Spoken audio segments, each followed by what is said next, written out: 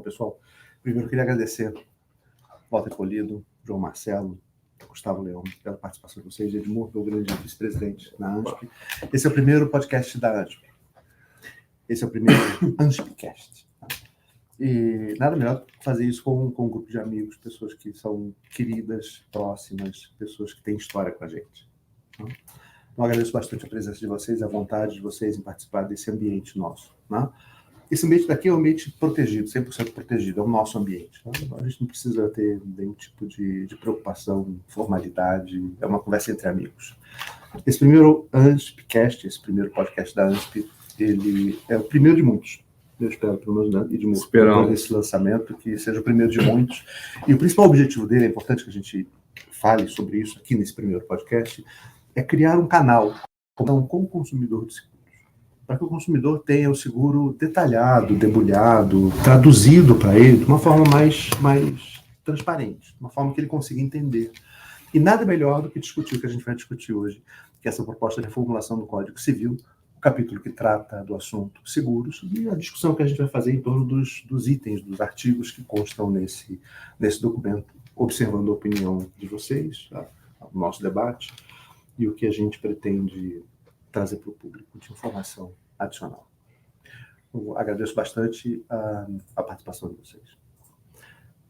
Eu não sei qual de vocês três vai começar a falar, né? Mas eu queria só fazer uma observação. João Marcelo foi presidente da ANSP durante 6 anos, e agora é vice-presidente no Conselho Superior. Edmur é vice-presidente executivo na ANSP, na minha gestão, e está me ajudando enormemente. Sem o Edmur e sem o seu trabalho anterior e o trabalho do Mauro Batista na ANSP, não seria possível executar o que nós estamos executando hoje. Então, agradeço a vocês dois em caráter especial e publicamente. Walter é um grande amigo de muitos anos, desde a época do IRB, você estava lá, na Monique Rê, na sua consultoria. A gente trocou ideia muitas vezes sobre diversos assuntos do mercado de seguros. Eu tenho muito respeito por você, pelos trabalhos que desenvolvemos juntos. Gustavo, você é o mais novinho da mesa, mas eu tenho certeza que você tem história com todos nós em algum momento. É a cota, né? Cara, a gente tem que ter sempre as cotas, né? Então, cota do jovem. Só a cota do jovem. Não é nem cabelo branco, não sou careca, nem careca. Não tenho cabelo branco. Quem está nessa lista? Só um. É a cota sem botox, eu acho. Oh, beleza. Obrigado por você estar presente. Eu tenho um relacionamento muito antigo, bom e saudável com o seu pai. Adoro o seu pai. E saber que você está trilhando o caminho no mercado de seguros, você está no mercado de seguros há 15 anos já, né? Está trilhando o caminho de seguros, já passou em algum momento com o Walter na escola, como coordenador e como professor. Hoje você é coordenador da Escola de Negócios Seguros e é professor da Escola de Negócios Seguros. Parabéns, muito legal. A sua trajetória é uma trajetória de sucesso reconhecida por todos nós. Obrigado. Beleza. Caríssimo, quer falar alguma coisa? Nessa primeira abertura? Já fez as honrarias aí, eu tô me sentindo em casa aqui com essas ilustres amigos, né? Beleza. Gustavo até conhecendo agora, mas, né, a julgar pelo pedigree, não há dúvida nenhuma da competência e caráter. Beleza. Gustavo, eu gostaria que você, se você pudesse, né, apresentasse para a gente de maneira assim, mais ampla o que essa revisão do Código Civil traz para a gente e trouxesse para a mesa alguns pontos que sejam interessantes. Eu vou fazer o papel do consumidor, eu vou apagar aqui o que eu conheço ou o que eu não conheço de seguros, e toda vez que eu achar que o consumidor precisa de um pouco mais de detalhe no item, eu vou levantar a mão e falar, detalhe um pouco mais disso aí para a gente e tal. Pode fazer essa abertura para a gente? Claro, não, com certeza. E eu acho que um dos pontos principais aqui que a gente pode começar trazendo e conversar é essa questão da separação entre grandes riscos e massificado, ou contrato de adesão, que o Código Civil não trazia e agora, na reforma do Código, traz bem. E aí trazer para o debate do João, do Walter, há comentários aqui, do Edmur e do Vergara, como que a gente viu e está enxergando isso na reforma do Código. Polido? Você começa?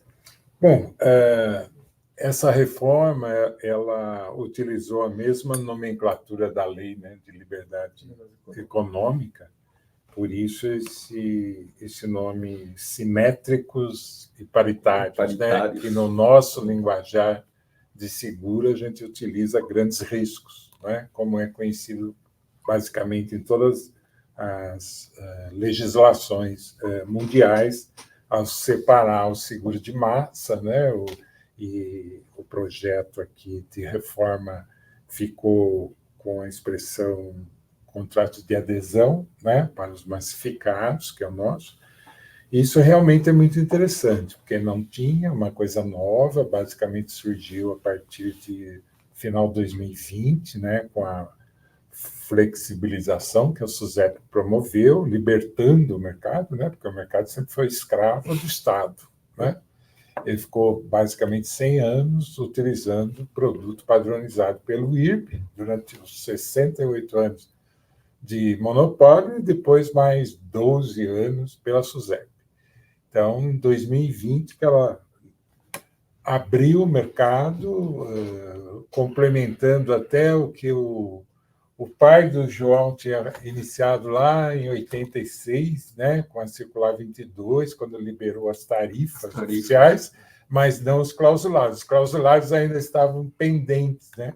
E isso acabou acontecendo agora, em 2020. Então, é muito bom, acho que é saudável, é moderno, a Europa já utiliza isso há muitos anos, né, essa separação, então eu vejo com muito bons olhos. É engraçado, porque a primeira feliz aqui de estar aqui inaugurando o Anspicast, né? Acho que Vergara, obrigado pelas palavras aí, de muito também. Vergara e Edmundo foram colegas de muito tempo na diretoria da Ansp, né? E acho que o trabalho tem que continuar, tem que ficar melhor mesmo. Essa que é a ideia, né? Gerar novas marcas, né? Acho que está muito, muito bom e muito bom participar desse primeiro Anspicast aqui. Tomara que os outros sejam cada vez mais numerosos e melhores. E é um prazer estar com o Gustavo, cuja carreira eu acompanho antes dele se formar, né? Que ele tem aí uma carreira, como eu brinquei com ele já, né? Uma carreira de almanaque, né? Ele vai seguindo, assim, como é que faz? Colando as figurinhas, né? Colando as figurinhas. Mas ele tem um problema sério nessa carreira dele, que ele não trabalhou comigo, né? Ele não ficou trabalhando comigo, né? Mas tudo bem, isso aí é um defeito, ninguém é perfeito, né? E o Polido, que estamos juntos aí há muito tempo e tal. Eu não tive aula com o Polígono, mas compenso a falta de aula com o Polígono, lendo os artigos com muita atenção, né? E recomendando, inclusive, a leitura dos artigos do Polígono. Tem vários que eu cito sempre, de vez em quando. Tinha um que ele escreveu sobre claims made e as diferentes formas de terminação de responsabilidade de contrato de RC, que eu cito assim, sempre volto lá e leio de novo. Falo, isso aqui é um curso de como você tem que entender esse tipo de contrato. Então, estamos muito bem acompanhados aqui, fico honrado. Complementando um pouco o que o Polido falou, é interessante, porque o mercado de resseguros, o mercado de seguros brasileiro, ele tem essa história mesmo que o Polido falou, ele é controlado desde sempre, né? Desde o nascimento, e a gente pode, sendo justo com o monopólio de resseguros, até usar assim, quase como data de nascimento do nosso mercado de seguros, a criação do IRB. Sim. Não é injusto dizer isso, não. Ele cumpriu o papel dele histórico, sem dúvida. E durante décadas ele cumpriu esse papel de forma fundamental. Foi até importante que para o desenvolvimento do mercado brasileiro. Sim. Até que isso começou a não funcionar tão bem, e em 85 teve um superintendente da SUSEP, que foi o melhor de todos na história, impressionante como o cara era bom, que vinha ser o meu pai. Por acaso. Por acaso. Mas ele realmente inventou a SUSEP, né? A SUSEP tem conselho diretor porque ele inventou, ela tem taxa de fiscalização porque ele inventou, ela tem FIP porque ele inventou. A SUSEP no CNSP, a posição do CNSP, né, no CNSP, ele inventou. Isso para falar algumas coisas, né? Liberou tarifa, enfim, teria feito muito mais. Eu acho que em grau relativo ninguém vai conseguir competir com ele.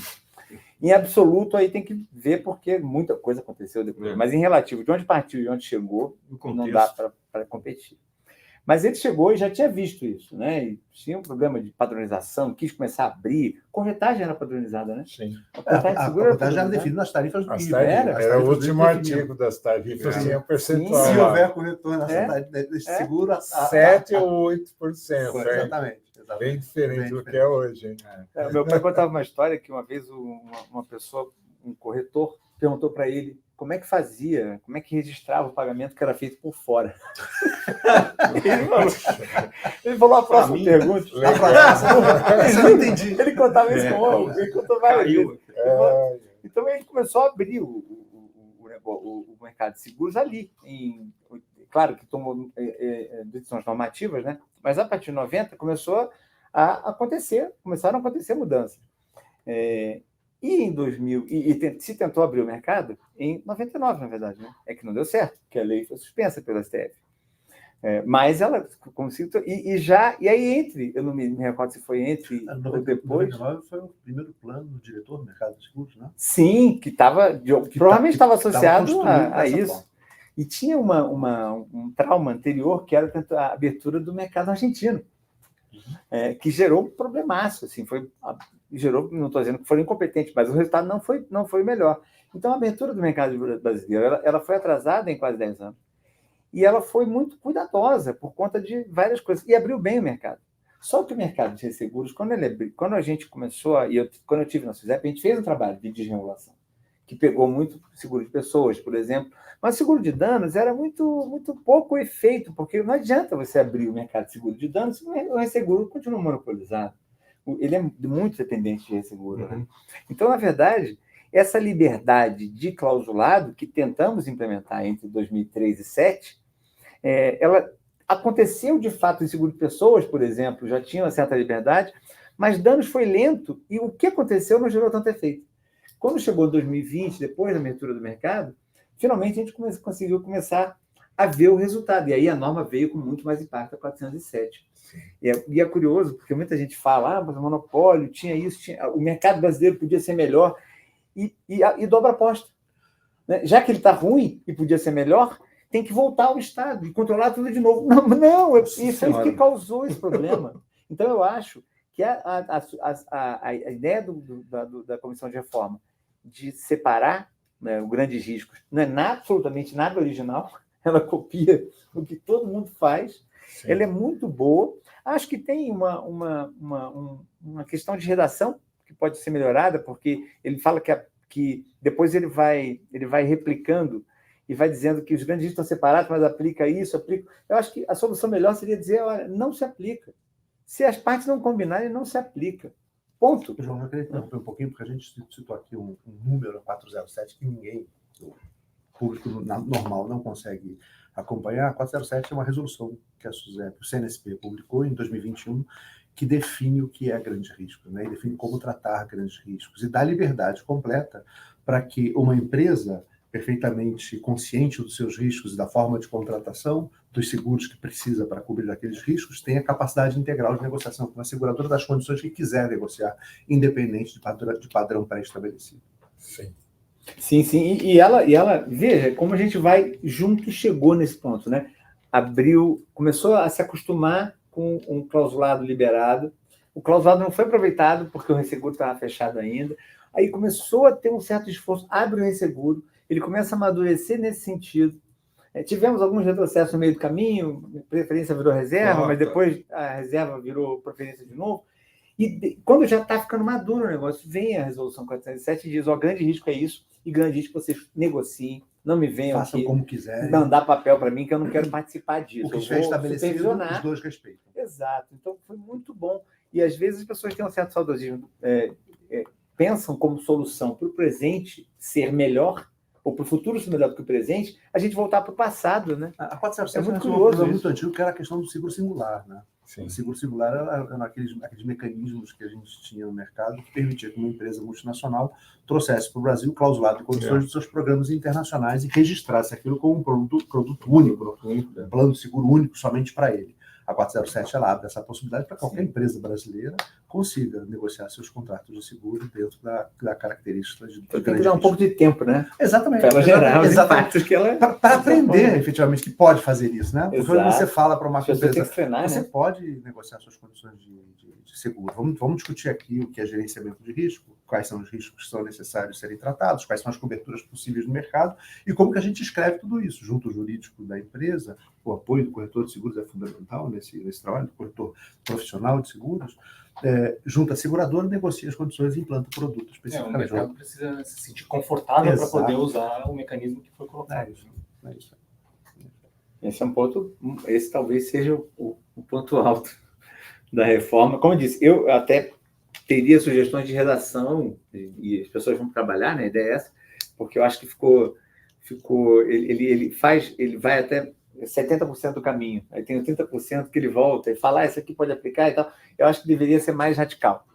Isso aqui não se aplica, vai se aplicar regra geral de direito civil, a não ser que as partes combinem algo diferente. Isso aqui é feito para proteger no mercado de seguros hipossuficiente. Entendeu? Salvo se vocês queiram. Entendeu? Perfeito. Muito bom. A gente está no meio do prazo, na semana passada, segunda-feira, não sei que dia foi 27, 28 de fevereiro, foi final de fevereiro, não é? 25 de fevereiro, talvez tenha entrado, aberto o prazo para que se apresentem alterações, propostas de alteração na redação desse projeto, e esse prazo termina agora sexta-feira, tá? Isso, depois de amanhã. Isso. Sexta-feira agora. Então, talvez fosse interessante a gente dar uma passada pelos artigos, nos que vocês tiveram anotado, que vocês queiram debater, queiram trazer para a gente uma visão, ou apresentando a opinião de vocês, se é bom ou não, ou indicando, não, pode gerar mais confusão, talvez fosse melhor ser redatado de forma diferente. O que vocês acham? Perfeito. Gustavo, você tem algum apontamento? Sim, a gente pode até começar pelo artigo 757, vou só ler aqui para situar o pessoal aí. Então, pelo contrato de seguro, o segurador se obriga, mediante o pagamento de prêmio, a garantir o interesse legítimo do segurado relativo à pessoa ou à coisa contra riscos pré-determinados. O parágrafo 2º, então, todas as entidades organizadas para a proteção de riscos de danos ou de pessoas deverão ser autorizadas previamente órgão regulador e atenderão às exigências técnicas, administrativas, jurídicas e financeiras aplicáveis ao segurador. Aqui seria um comentário mais para a gente pensar com relação a... Vai ter o clausulado padronizado, como seria esse ponto... Estamos reformando realmente o Código Civil ou como seria para vocês? Eu acho que aqui tem uma preocupação com entidade, com seguradora pirata, né? Sim. Eu ia falar exatamente isso, associações. Associações e tal. Eu acho que é uma tentativa de resolver esse problema. Né? A minha posição sobre o tema é de que eu não compreendo como chegamos aonde chegamos. Seguradora pirata é crime. Captação de poupança popular contra a lei. Lei do colarinho branco. Mas não tá permitido dentro das associações, é como se fosse uma associação em que os cooperados se ajudam? Essa é uma interpretação que se construiu com muito esforço, investimento de energia por parte das associações, que trabalham muito bem, muito intensamente com isso, inclusive no Poder Judiciário, mas para mim é claro como água. Isso é crime. Você pode ser associação sem fim lucrativo, o que você quiser. O pessoal fala de mútua, né? Uhum. A MAFRE é mútua. E não foi passado. Na Espanha, né? Não é mais, desmutualizou, né? Uhum. Mas isso não quer dizer nada. Tem mútua, tem mutualismo, mútuas, a chamada de entidade sem fim lucrativo, ainda existe no mercado brasileiro. Isso não quer dizer que elas não sejam seguradoras, ou entidade de previdência, no caso. Então, para mim, não deveria haver demanda para uma regra como essa. Essa é uma demanda que não deveria existir. Para mim, está resolvido. Só que há demanda. Então, havendo demanda, acho que a regra é muito bem-vinda. Eu só penso que na redação eles tentaram falar das medidas, das exigências técnicas, administrativas, jurídicas, financeiras. Eu acho que ficou um probleminha técnico aqui, porque parece que a gente está falando das regras internas da seguradora. E, na verdade, tem uma série de regras que elas vão ter que seguir, regras tributárias, regras... Provisão. Provisão, que é despesa e vai impactar no tributo, mas regra tributária, tributação E de submeter à regulação. Sim, Não. a lei de liquidações, por exemplo. Básico. A lei de liquidações tem que se aplicar, ela está nessa lista aqui. Eu acho que deveria se dizer o seguinte: ela será seguradora para todos os fins e ponto. Quem faz seguro é seguradora, não é o contrário mais. Quem só pode fazer seguro é seguradora. Por definição, se você faz seguro, você é segurador, você tem que cumprir isso aqui tudo. Mas isso ampliaria também a capacidade, a obrigação que a SUSEP tem de fiscalizar. Se é Sem seguradora, dúvida nenhuma. a SUSEP tem que exercer a capacidade dela de fiscalizar. Hoje a SUSEP não pode fazer absolutamente nada contra uma associação. E ela faz, ela entra com ação civil pública para anular, ela fecha as associações, elas abrem contra o CNPJ. Ela tem dificuldade sozinha, Tem, né? Ela tem que ir junto do Ministério Público, né? Porque pela lei ela não tem atribuição dele, né? É interessante esse assunto também, é importante, acho que, comentar aqui a tramitação também do projeto de lei 101/2023, justamente no sentido de ampliar a atuação das cooperativas, porque o Decreto-Lei 73 de 1966, embora velhinho já, por mim ele já estaria revogado, derrogado há muitos anos e feito um novo, porque, na verdade, uma política nacional de seguros feita em 1966, em pleno regime, né, militar, ditadura, e prevalecer para o mercado hoje, século XXI, é muito estranho. E tem lá o artigo 24 que diz que pode operar no mercado seguradora e cooperativa. E a cooperativa é limitada a saúde, seguro agrícola e acidente de trabalho, que é estatizado, então sobra os dois. Pelo tudo que eu já vi, pesquisei, não tem ninguém usando dessa atribuição ainda, mas as cooperativas estão loucas para. Já tem muita gente, como o João colocou, a demanda, então alguma solução vai ter que dar. E justamente eles lutam para que não seja da forma como o João está colocando, de todo mundo tem que ser seguradora. Não, eles acho que estão esperando algo intermediário aí, um pouquinho mais ameno, né, em relação à regulamentação das cooperativas, quando a SUSEP, se esse projeto for firmado como lei, atribuirá à SUSEP a prerrogativa de dizer quais ramos a cooperativa pode operar. E o mercado segurador tradicional não gosta muito desse papo, né? Porque tudo bem que o mercado não atende 100%, ele tem cheio de restrições, cheio de nichos que ele não opera, veículo antigo. Então, existe espaço para que essas cooperativas atuem. Com certeza. Só que, obviamente, ao ampliar o leque, elas não ficarão só naqueles nichos que as seguradoras não operam. E elas vão entrar também no automóvel tradicional, no vida, nos acidentes pessoais. Então, não é fácil resolver isso, né? É algo político, social. Agora, eu acho que tem um apelo grande social, o mercado, eu acho que ampliaria, inclusive para o corretor também, essa pulverização. E eu não sei, eu particularmente vejo com bons olhos. João não gosta, mas eu vejo com bons olhos essa ampliação de mercado, sim, através das cooperativas. Vocês não acham que o Sandbox foi uma iniciativa boa da SUSEP no sentido de baixar a régua, escalonar para novos entrantes, e aí cooperativas ou associações poderiam se enquadrar intermediário, e nascer ali, né? Já que tem uma régua menor do que pode ser um laboratório S1. O Sandbox ele abre um espaço interessante. O João está desesperado para falar? Não, é caneta. Caneta? Não. Vocês estão falando, eu falo, eu vou perder, eu vou esquecer de falar. É isso. Eu vi como iniciativa. O Sandbox regulatório ele me parece bem dentro. interessante, porque ele estabelece uma exigência de capital e uma exigência de recursos bastante menor. A estrutura da seguradora não precisa ser uma estrutura tão robusta, mas permite que a seguradora atue num determinado ramo, numa determinada atividade, uma determinada necessidade da sociedade, com um produto específico, normalmente voltado para a utilização de tecnologia, né? Que é venda de seguro intermitente, venda de seguro contratado pelo celular, com aplicativo, né? Então, são estruturas mais leves vinculadas com produtos, digamos, inovadores. Eu vejo dessa forma o Sandbox, não como espaço para a entrada das cooperativas. Mas é um assunto palpitante. Ontem mesmo almocei com o pessoal de uma grande resseguradora que já está de olho nisso também, esperando, já se preparando e tendo contato para oferecer capacidade para esse novo nicho. Então, para as cooperativas. Para as cooperativas que vão operar em outros ramos de seguro.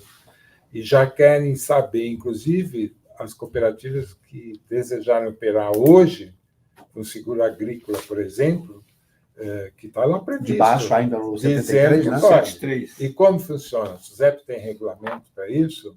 O que ela vai exigir? Então, é um assunto que saiu do marasmo lá e ele está na... Fala, João, você está na pauta. Você está quicando na cadeira. Eu preciso de defesa. Professor Walter, né, Polido, disse que eu não gosto da Suíça, essa é a posição.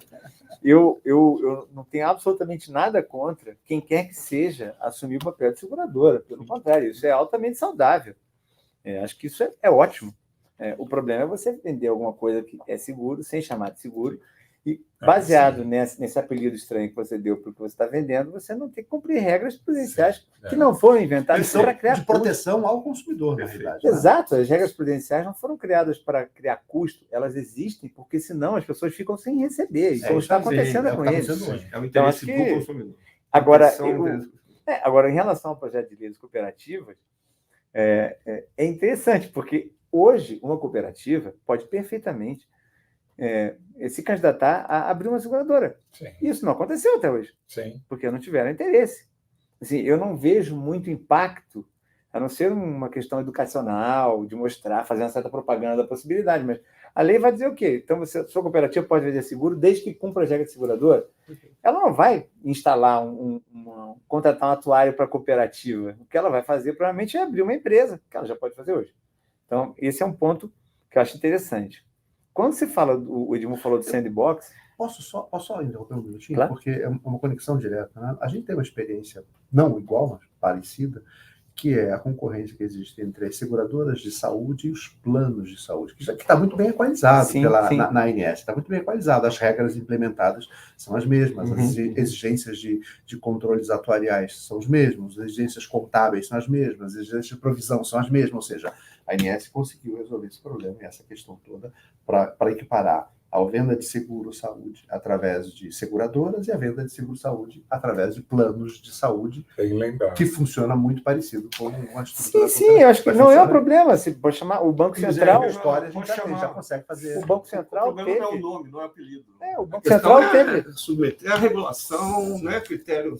O Banco Central teve a experiência das cooperativas de crédito. Sim. Que segundo o colega do Banco Central, tornou a vida do Banco Central infinitamente mais difícil, mas o fato funciona. Então, o problema não é que, assim, gostar ou não gostar de cooperativa, ou delas como seguradoras, ou da associação, não, tudo bem, abre a sua seguradora. E a SUSEP está lá, abrindo os braços, pedindo, por favor, venham. O Edmundo tinha falado sobre o sandbox, só para... Aí tem um ponto do sandbox. O sandbox... Gustavo, você se intrometa na conversa. Não, é que eu acho ninguém que vai ficar passando a palavra em relação ao sandbox. Só sobre o sandbox, eu ia dizer o seguinte: o sandbox brasileiro é o melhor do mundo. Porque outros sandbox chamam prestador de serviço, modelos de venda, o cara de TI, de inteligência artificial, e abre ali, dá um carimbinho. O que foi objeto de muita reclamação. Eu estava falando com uma pessoa que tinha uma sandbox, entrou na sandbox promovida pela FSA, né, no Reino Unido, e ele disse: isso aqui não serve para empresa pequena, porque eles demoram 4 meses para me aprovar, depois 6 meses para eu começar a não sei o quê. Eu, do jeito que eu sou, em 2 meses, eu botei produto na rua, não funcionou, 3 meses mudei, 6 meses eu fechei. Essa possibilidade de pivotar o produto. Só que a SUSEP fez um negócio que foi brilhante, e acho que tem que dar um mérito para o Eduardo Fraga, que foi até lá no Reino Unido estudar o assunto, e voltou com tudo isso, porque a gente conversou muito sobre isso, estava na comissão de inovação, como presidente da ANSP na época, e a SUSEP fez um negócio genial. Ela criou um sandbox, não é para para pessoa de TI, é para seguradora. Seguradora. Né? Que não é um modelo mais disseminado. Então, a nossa sandbox é muito boa. Diferente de outras sandbox que talvez não tenham dado tanto resultado, é mais, como diz uma colega, fazendo espuma, né? A nossa sandbox, ela deu resultado. O pessoal ainda fala, mas só tem uma, duas que foram, não sei o quê. Não, mas a Mas é assim que é. Não a questão é que você tem a diferente. chance de lançar um produto inovador, testar o produto, recolher o produto e não ter nenhum tipo de obrigação fiscal gigantesca, com Exato. uma estrutura muito grande, né? Exato. Você consegue mudar o produto, você consegue redirecionar a empresa. Durante um período, 3 anos, você consegue estar no sandbox com um mínimo de exigência e depois você tem a possibilidade de transformar isso na seguradora. E aí estamos indo para a terceira. É verdade. Pessoal, eu ouvi que eles iam repensar o modelo. Isso, Não, deve mudar alguma coisa, mas já está para sair. tomara que não mudem esse aspecto. Acho que Porque, isso não é. Não, acho porque esse aspecto o que dá é, certo- o principal. O que dá certo não pode mudar, né? Pois é. Não poderia. é que esse aspecto é muito bom. E ele tem, a sandbox tem um foco em tecnologia, é um dos elementos dos candidatos, né, a sandbox. E, inclusive, a reforma do código também é muito feliz nesse aspecto, porque ela fala de documento virtual, documento físico, naturaliza isso, que hoje já é possível. Alguém diria, mas você não está inovando nada. Mais ou menos, porque você naturaliza e cria algumas regras e tal. Fica diferente. Eu acho que ficou legal, ficou bacana a reforma deles, nessa parte, né, de falar do documento virtual e físico e criar algumas da entrega, de ser possível armazenar. Eu acho que ficou legal, assim, ela modernizou de uma forma sem revolucionar, né? E eu queria complementar o que você comentou com relação ao sandbox. Pode ser que não esteja totalmente relacionado a cooperativas especificamente, associações, mas o que a gente viu de realidade de sandbox é em automóvel, especificamente. Sim. Então, ali a gente consegue visualizar no sandbox, e o que deu certo é no produto de automóvel. Então, eu acho que sim, o sandbox tem uma realidade para o produto de automóvel que tem algo que saiu muito importante ali para o produto de automóvel. E que deu certo. E que é a característica da maioria das associações, Que é a proteção veicular. E então, que assim, exatamente. venha para dentro aqui no S. Que pode S4, ser o embrião, que eu acho que foi o teu comentário, pode ser o embrião, sim, da primeira etapa para a associação entrar dentro do mercado segurador. sistema. Porque é uma maneira mais rápida e é uma maneira mais Menos simples. capital. E aí, exatamente. Mas nem que seja para ele testar em 3 anos, não deu certo, posso voltar ali, se ele não passar ali. É isso aí. Sim. Que outro artigo que vocês querem comentar? Tem um monte. Eu vi que todos vocês estão cheios de papéis. Eu falei, cara, esses caras já um caminho de papel aqui. O Walter ficou meia hora estudando esses papéis todos aqui antes de começar. É só para separar o comentário, só para deixar claro que o negócio dos grandes riscos, né, que eu tinha feito uma ponderação. Eu acho que do jeito que ficou ótimo, muito melhor do que hoje, mas acho que pode dar um passo além, fazer 100%, não 70%. Porque do jeito que ele falou, você pode separar em grandes riscos. Aí tem uma questão de redação da norma aqui, porque ela primeiro define, depois dá o efeito. Aí, acho que é o contrário, dá a regra, depois você define. Mas isso é detalhe para ser enviado para a comissão de revisão, né? Eu acho que o ponto é que a divisão entre simétricos e paritários de um lado e massificados de outro, ele faz referência a ela algumas vezes. Não é uma questão só de redação, eu acho que é uma questão de forma de ver. Ele está dizendo, eu vou aplicar isso, aqui assim, aplica assim, assado. Em alguns pontos, ele perde a oportunidade de aplicar para todos. Eu acho que deveria fazer essa divisão no começo de forma mais central, entendeu? Eu acho que... E além, chegar a 100% e falar assim, o paritário não está aqui. Ponto. Entendeu? A não ser que você escreva isso aqui no seu contrato. Claro, respeitar a ordem pública, direito privado em geral, de Código Civil está aí, tem todas as normas para serem seguidas, né? Mas é um ponto só que... Esse projeto de revisão do Código Civil está rodando há quanto tempo? Setembro fez. É rápido, porque eles tinham 180 dias da implantação. Acho que foi em julho, agosto que foi implantado. O seu projeto nasceu em julho, agosto na Câmara. Com 180 dias para eles apresentarem os relatórios. Foi criada a comissão, né? Aí foi criado o Subcomissão. Senado, e aí teve os juristas convidados, né? E aí se criou até o prazo da semana passada para sair o relatório dado à sociedade para dar as opiniões até sexta-feira, esses 8 dias úteis aí para sair com a revisão e o anteprojeto até abril, né, professor Walter? Se não estou enganado. E o coordenador é o ministro Salomão, que é um ministro da STJ, extremamente importante na STJ, muito respeitado.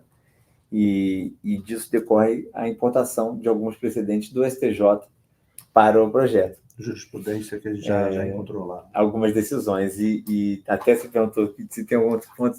Tem um ponto que a mim incomoda desde sempre, mas que eu não vejo como ter uma solução efetiva assim. Mas o sonhar não custa nada, né? Que é a questão da mora, né? A mora no seguro, ela tem que... Atraso no pagamento do prêmio. O atraso do pagamento do prêmio. Você atrasou o prêmio, ninguém tem que ser lembrado de que tem um boleto com a data de vencimento. Você tem um telefone que você esqueceu de pagar, você tem um boleto com valor X, você não precisa receber uma carta dizendo que o seu boleto não foi pago. Você já sabe que o boleto não foi pago.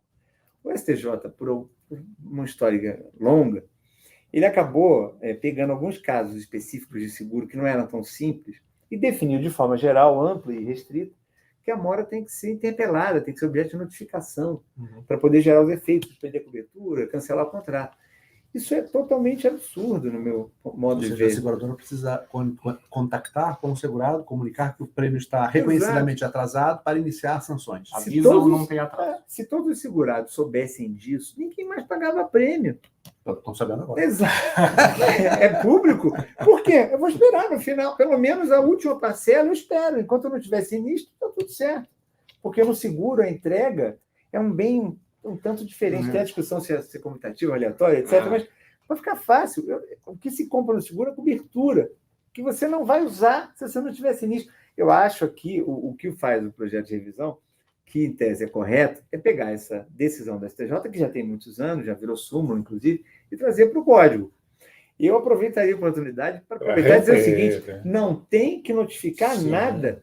Não pagou no dia seguinte, aquela piada de filme americano, né? Ah, acabou, o meu carro bateu. Ainda bem que tem seguro, alguém esqueci de pagar.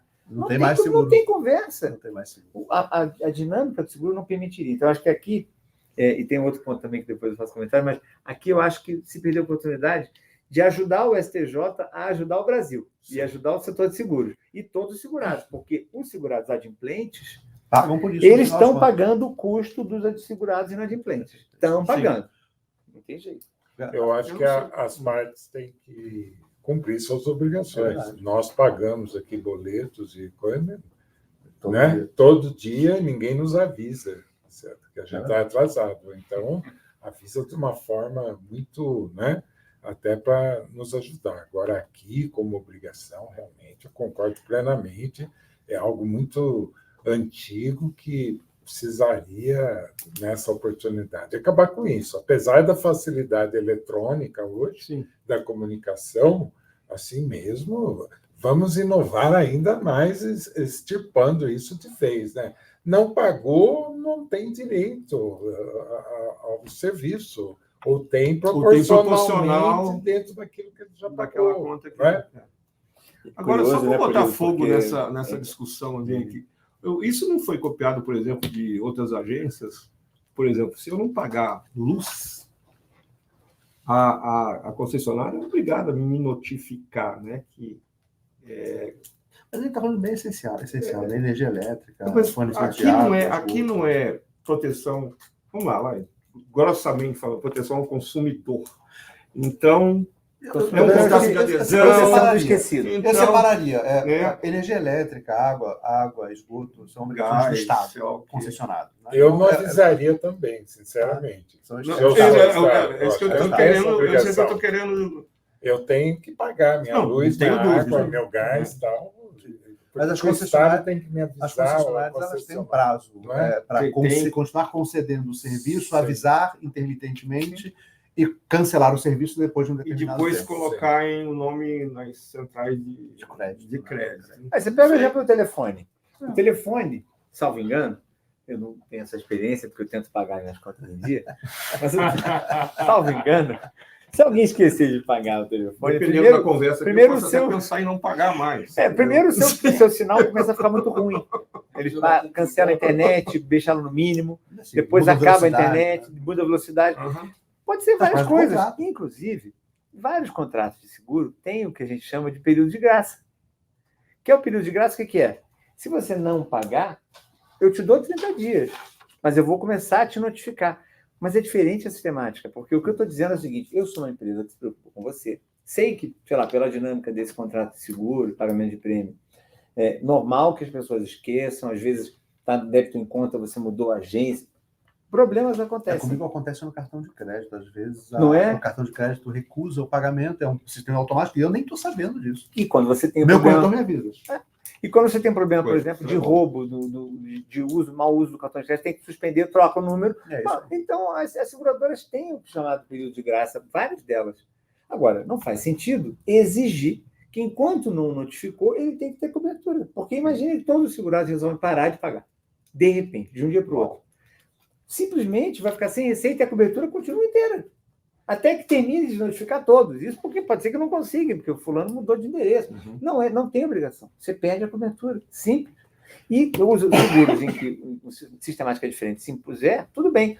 O Polírio mencionou, acho que foi uma boa lembrança. A questão da tecnologia facilita muito.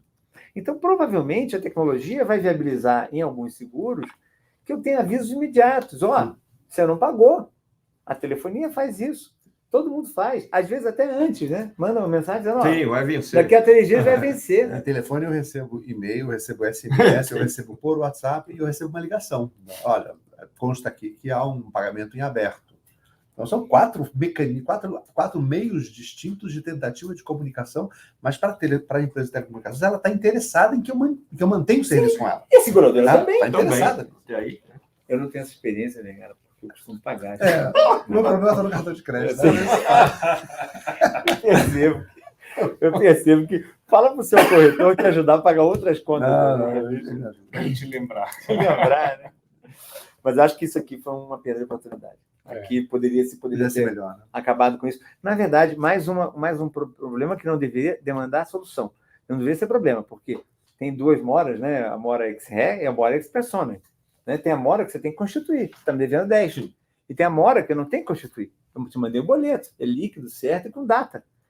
Isso, o direito civil... Um boleto pós-serviço prestado. Né? O direito civil reconhece isso, é mais velho que andar para trás. Só é diferente no seguro, que você tem que lembrar ele de pagar o boleto. Agora, a legislação, o Código Civil anterior, como está hoje, né, ele prevê que você tenha a aplicação da cobertura proporcional. Né? Então, se eu tenho o seguro de automóvel, pago em 4 parcelas mensais consecutivas, depois que eu paguei 2 parcelas, eu já tenho 50% do seguro pago, ou seja, meio ano. Eu tenho cobertura, porque aquele prêmio corresponde a meio ano. Isso vale ainda? É que não é meio ano, né? É a tabela de prazo curto. Então, tem essa questão aí que eu sou totalmente contrário, essa visão. tabela, né? Isso aí é uma invencionice brasileira. Bom, a invencionice brasileira não bem acho antiga. em mercado externo. Nós temos 2 tabelas temporais, né? A tabela pro rata temporis, que é o custo do diário do seguro, e prazo curto, que é o custo agravado. Né? Você não encontra tabela de prazo curto em outros países sérios, com mercados maduros. Né? Isso aí foi uma invencionice aqui brasileira, está mais que na hora de extirpar também. E tem muita jurisprudência já. É que normalmente a pessoa não quer perder tempo, é caro, a justiça ainda é morosa e tal, mas é entrar e leva, porque não se aplica. Essa questão de reduzir prazo é uma questão, ou de cobertura, às vezes também, né? Tabela de prazo curto. Ela reduz o prazo de cobertura. E isso, é porque ela pode reduzir o valor, né? O sinistro pode ocorrer aí justamente nessa... Já peguei casos de arbitragem até. Aplicando a tabela de prazo curto. E não aplicada, e obviamente não foi aplicada na sentença, a seguradora teve que pagar. Então, isso é algo bem... Nessa linha aí que o João colocou, são algumas práticas que a gente tem no nosso mercado, já quase secular é exagero, mas tem muitas décadas, né? De mercado fechado, né? O livre mandava e desmandava, e todo mundo obedecia. Então, é uma oportunidade que a gente tem aí de melhorar, né? Lembrando nisso, eu vejo também no 778, né, que diz que no seguro de dano a garantia contratada não pode ultrapassar o valor do interesse segurado. Isso também já foi ultrapassado há séculos. Hoje, equipamentos, principalmente, né? Equipamento eletrônico, a obsolescência dele é mensal, né? Ou diária, se bobear. Então, é óbvio que tem que ser feito em valor de novo. Mercadorias, em geral, já são, né? O próprio seguro de automóvel, né? Quando a gente adquire o carro novo, tem lá a seguradora, até usa comercialmente isso. Umas dão 1 mês, outra 2, outro 3, né? Meses, né? De cobertura para o próprio valor da nota fiscal. Então, é uma oportunidade também é bom ter na lei, porque nós já falamos isso aqui. Do jeito que está o 778, parece que ele proíbe a contratação de seguro por valor de novo, e a realidade não é essa. Então, é bom que a lei se modernize. Então, seria mais um ponto a indicar nessa proposta de redação. Mas, de qualquer forma, eu acho que eu não falei aqui, eu parabenizo, né, a comissão de reforma, que finalmente, nos últimos momentos da preparação, incluiu o capítulo de seguro, que até então não existia. Não existia. Em razão até do projeto de lei em separado que corre, né? Mas, no final, eles incluíram. Embora a gente ainda esteja nessa luta, é uma expressão muito forte, né? Mas um embate melhorzinho. Luta é uma expressão muito forte mesmo, é uma guerra. É uma guerra. Sangrenta. É uma guerra, para saber o que finalmente vai prevalecer. Né? Na minha expectativa, como técnico de seguro, 50 anos já nesse mercado, eu gostaria muito que prevalecesse isso que está aqui, da reforma do Código. Tem vários pontos, como o João já colocou também, de redação, essa falta de modernidade, mas isso é muito fácil, né? Isso senta lá em 5 horas, a gente atualiza, resolve tudo isso daí. Diferente da outra situação, que daí é uma revolução e vai colocar o mercado aí em 10 anos de retrocesso. Não se sabe o quê, né? A jurisprudência toda é desconstruída, tudo tem que ser revisto, vai ter um custo econômico aí muito, muito alto também. Então, sou totalmente favorável à reforma a discussão, do Código. A gente tem um outro nível de discussão, né? A discussão sobre, primeiro, que ele parte do Código atual, ele reforma o Código mesmo, você vê que ele mantém vários artigos, né, na parte de seguros, ele não altera tudo. Eu tenho severas dúvidas quanto ao que disse o Polido em relação à questão do interesse, né? O valor de novo, o seguro por valor de novo, acho que deveria ser possível, mas eu acho que isso está dentro da indeterminação natural do valor da perda, associado a outros elementos do contrato. Eu não liberaria, simplesmente, pode contratar o valor que quiser. Eu acho que isso... Não, pode ser para... Dependendo do equipamento. Né? A minha proposta aqui é dependendo do risco. Né? Mas a gente tem histórico. Mas a gente tem histórico, por exemplo... Que nós já fazemos, né? Hoje não pode... Automóvel por valor determinado. Então, você está reconhecendo que não vai ser o valor do automóvel, vai ser o valor que você determinou no começo. Mercadoria, então, property, tabela FIP, né? São alguma flexibilidade não seria uma má ideia, mas eu acho que ela convive. Eu não iria tão longe, assim, no sentido de dizer, você pode estabelecer a importância que você quiser ou atribuir o valor de novo, porque isso tem que estar muito amarrado dentro de um contrato, senão você aumenta o risco moral violentamente, né? Mas acho que é bem...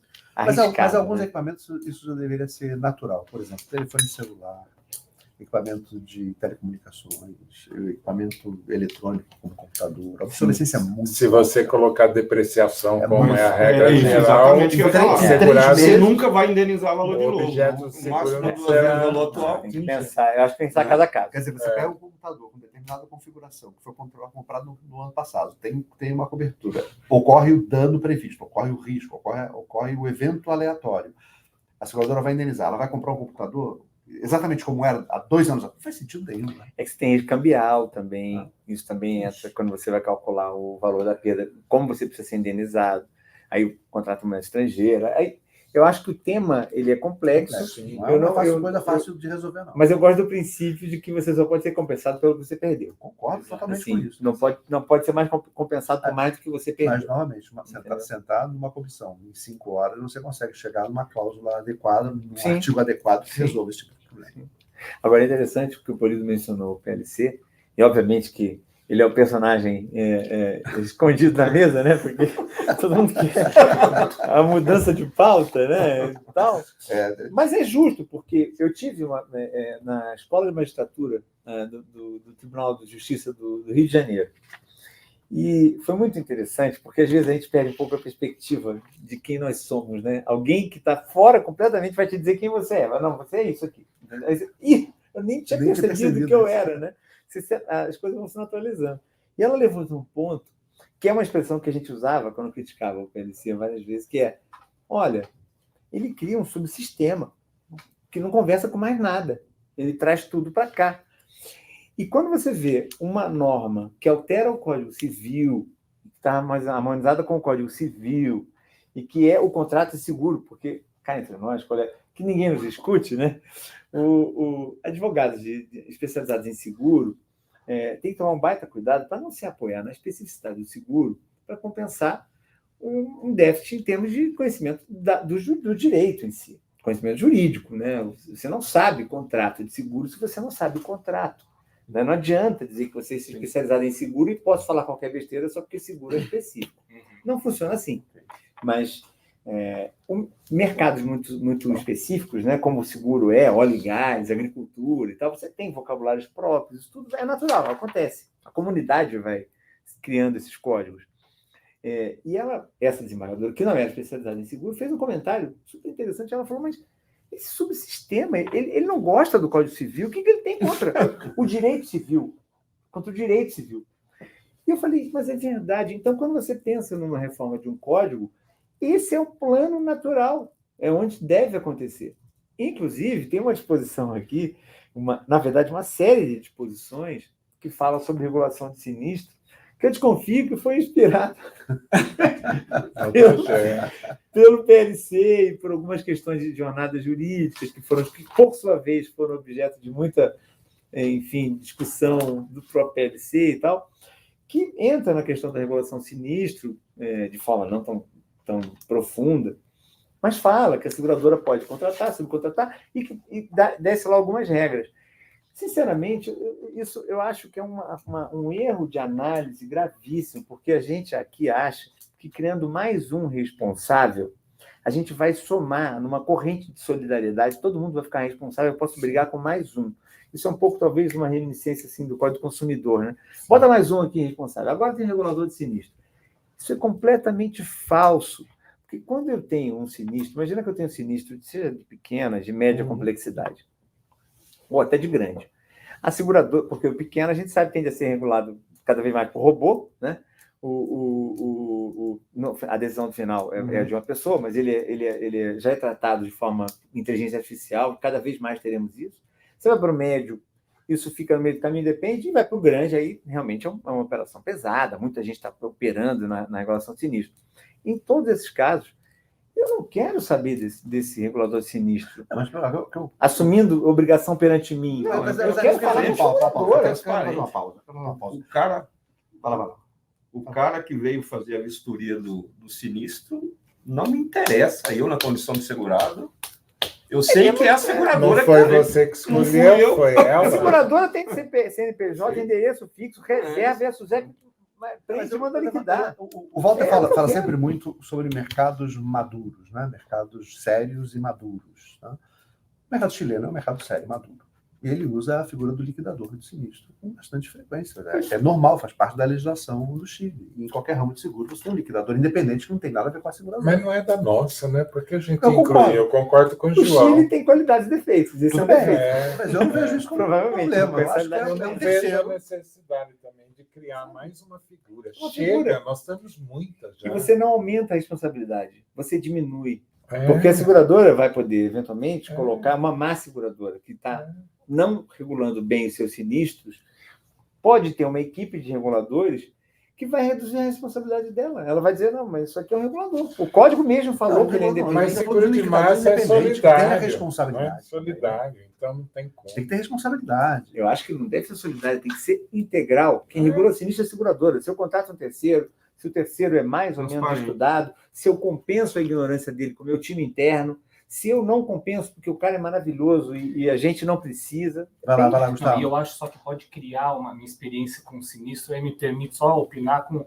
Eu acho que pode criar, e aí sem ver experiência internacional, olhando o Brasil, pode criar uma tendência a você fomentar com que segurados queiram escolher os reguladores de sinistro para você gerar essa responsabilidade, e aí ele tem uma tendência a escolher cobertura ou escolher um viés ali, aquilo que ele... A figura do liquidador, ela tem que ser, se for incluída, né, se fosse incluída, ela tem que ser muito bem regulada, né? Muito bem regulada. Tem que ser uma empresa completamente independente, que não seja enviesada nem pró-segurado, nem pró-segurador, que seja uma empresa que tenha responsabilidade individual perante a lei. Mas quando você fala isso para mim, eu penso, só piora.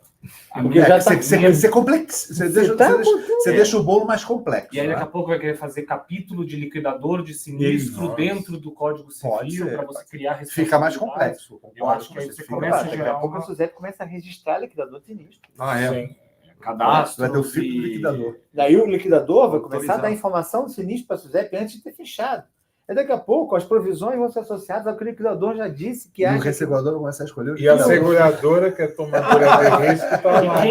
quem toma o risco? É, seguradora. Né? Né? E quem toma o Então, risco? Exato. não pode É. repassar essa Fica mais complexo. responsabilidade para Exotismo. o terceiro. não são Eu inocentes. não vou chamar de Eu acho exotismo, que- porque Não, eu também. nós temos mercados internacionais que funcionam perfeitamente com a figura do liquidador. A Não, Argentina vou chamar também de tem um exotismo. regime bem específico, mas eu penso que a gente tem que estudar bem o modelo e Concordo normalmente com isso, concordo. não funciona desse jeito. Um ramo ou Normalmente, outro, talvez. Nós né? não, Mas, tem- de nós, forma não geral, temos, nós não temos a experiência da figura do liquidador. E construir essa memória, construir essa experiência, não é uma coisa fácil. Não é simples. então, E em tempos de inteligência artificial, em que a liquidação cada vez... Como é que A tendência da liquidação é quase toda ser feita por inteligência artificial. É. O por Polito máquina. mencionou o PLC. Isso não tem nada a ver com o PLC, não. É muito menos, é outro padrão. Mas, de qualquer forma, gera o mesmo problema. lá eles Imagina, tratam nosso o inteligência Se liquidador. vocês me permitem, eu vou colocar na mesa só para que o público que não é o mercado de seguro, que nos ouça, o que é o PLC, né? Eu acho que é importante. PLC, como a gente está falando aqui toda hora, que é o Projeto de Lei Complementar 29. Ele nasceu em 2017, se eu não estou enganado. 2004. 2004, Com outro nome. com o número 3.555, né? É. 3.555. Era um projeto de é lei. 17. Agora é de 2017. E muita gente fala que o PLC é projeto de lei complementar, não é? Não é É complementar. projeto de lei da Da Câmara. Câmara. Beleza. Então, tá aí, ó. Correções. Excelente. Muito obrigado. Excelente. Já fiz essa confusão. Bom, tá lá. Quando a gente fala PLC, a gente está falando do projeto de lei da Câmara. Porque 29, já foi aprovado lá. 2017. Então agora está Tá no no Senado. Senado. Tá no Senado. Só para deixar claro para que todo mundo Tá. saiba. Quando falar PLC, é isso. Não tem nada a ver com o. Que revolve. Quer que continue? Que Conta Conta a história. Pode ser? Pode Que ser. que aí é um projeto de lei de seguros que revoga exatamente esse capítulo que do nós Código estamos Civil. tratando aqui hoje. É isso aí. E aí nós estamos nessa Celeuma, esquizofrenia né? De te falar. de falar sobre reforma do capítulo de seguros no Código No Código Civil, Agora, com o PLC vivo. discutindo no Senado Federal. Em defesa da nossa discussão, gostaria de dizer que eu não sei se é uma esquizofrenia. É parte do processo natural, e aí, sério mesmo, é parte do processo natural de discussão das leis. De fato, existe uma lei que pretende um modelo, outra lei que pretende outro. E a gente tem os dois aí. Alguns preferem um modelo, outros preferem outro modelo, e a democracia está aí para discutir. O Congresso vai tomar a decisão. divertido isso, né? Isso é divertido. Não? Eu diria que é excitante, cansativo. É excitante. É cansativo. É excitante. São muitos anos, 20 anos à toa.